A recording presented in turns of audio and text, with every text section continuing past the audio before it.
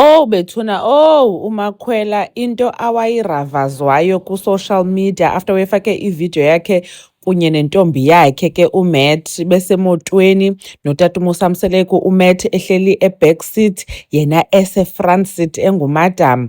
Bakhala abantu hayi Makhwela iphi car seat for umntana kaloku switi, wabe umntana emfake i-safety belt. Kuthiwa irongo kwaloo safety belt ngoba kaloku ingamkhama umntana okanye noba kwenzeka into angaphutshuluka kuyo okanye ibe yiyo emvalayo, uyabo. Usuka apho ke yena ke xa engenayo i-car seat ngeske wahamba wohlala eback afunqule ke umntana kunale ayenzileyo. Bathi abantu hayi kaloku bethunani nani mcingeleni uba ayikho enye itshantsi ayifumanayo ukuba kunye noMyman wakhe, ngoba kaloku siyayazi uba ooMangobe noMakhumalo ngaba bangafuniyo uba babe kunye. So ke bethunani ndiqonda mandibuye ndizothi hayi sizoxolisa bethunani kuMakhwela, phofu ndizoxolisa on behalf of abantu bakwaTwitter ebebesithi hayi wethu akanayo naloo car seat, because kaloku uMakhwela waye wa-explainer wathi hayi mani bethunani don't come for me ngenxa yoba umntana engafakanga i-car seat, i-admin i-too much yofaka i-car seat. Bathi abantu uyaphosisa awunayo kwaloo car seat,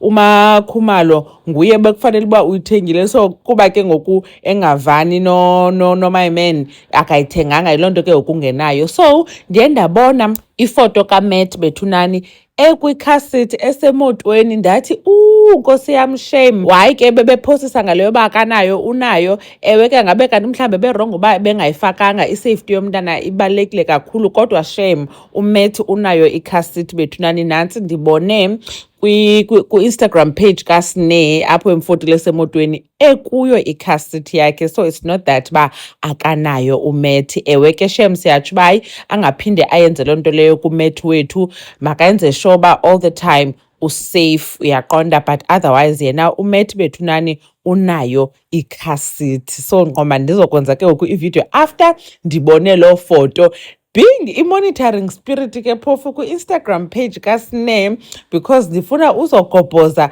Kaloku ngoku sijonge kwizingane zesithembu bethunani and kuthe cwaka, but kuba khona ii-signs endiye ndizibone uba ziye zizingane zesithembu kuyashutwa. So ngobe ndisiya phaa ndiyomonitharisha kwaSneh ibikhona into endirhanelayo.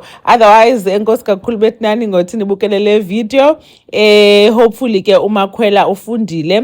Hey sana uMakhwela wasele esusa okanye yenza private zonke iividiyo zakhe kuTikTok, washiya ke ezi ke I think enziwe i-makeup mhlawumbe promote abantu, noba zimbini qha, zonke ezinye zibonakali ekubeni kuba phofu ukuqala ebefihlile bevalile ii-comments. So ngoku after laa nto uye wadicida uvele ke azingaveli zonke iividiyo zakhe. Hayi mani uMakhwela must grow i-thick skin, uya-understanda. And usocial media funeka amthathe as indawo yosebenza ngoku, abe bhizi nee-brand deals, angabe esihoya yonke into le, because abantu behleli nje bayathetha and noba ungenza into erayithi they will find something negative. So ingaske aqine avule iipeji zakhe. Ewe ii-comments kangazivala xa ngafuni kwa uzibone ezo nto, but makaposte izinto zakhe and ke ngoku abe strategic, ajonge izinto zee-brands, enze imali on social media with zonke ezi views azifumanayo ne-following ayifumanayo, uyabo. Amonetize, axela abanye ooMakhumalo, ooTirelo, jongani nooVuyokazi, uyabona.